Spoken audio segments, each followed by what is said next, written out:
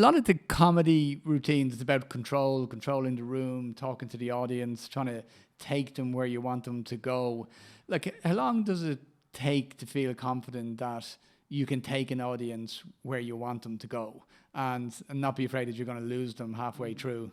Yeah, that just comes over time. That's a different thing for some people. I mean, I thought I had a handle on that pretty quick, but I would definitely think that, minimum like 5 years. Yeah.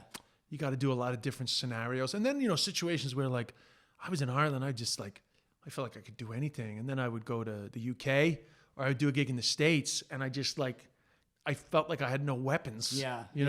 Took me a much longer time to feel confident controlling the room anywhere.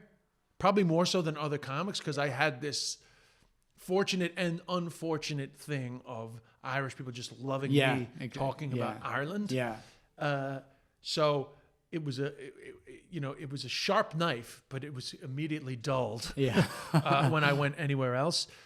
So I think that's again a different journey for different people. You talk to a comedian like Fred Cook, because the only reason I bring him up as an example is because I was booking the International at a time where he was coming up, and it really did take him quite a long time to know what he was about. Yeah. And then he figured it out, and it was like night and day. Like this guy was like somebody who you thought was never going to break out of the open mic scene to just like killing it. Yeah. So he had a moment it was like a Damascus conversion, whereas like other people were just natural. Like some people probably say Tommy Tiernan, had a sort of audience mastery from the day the day he started. You can really never say for each person, but it requires a lot of hard yards. Every comedian you will ever interview will tell you that you have to gig all the time. Yeah. And every wannabe comedian that has messaged me on social media or stopped me on the street have all wanted me to give them a different answer. But the only answer for what do I do to start stand-up comedy is get on stage.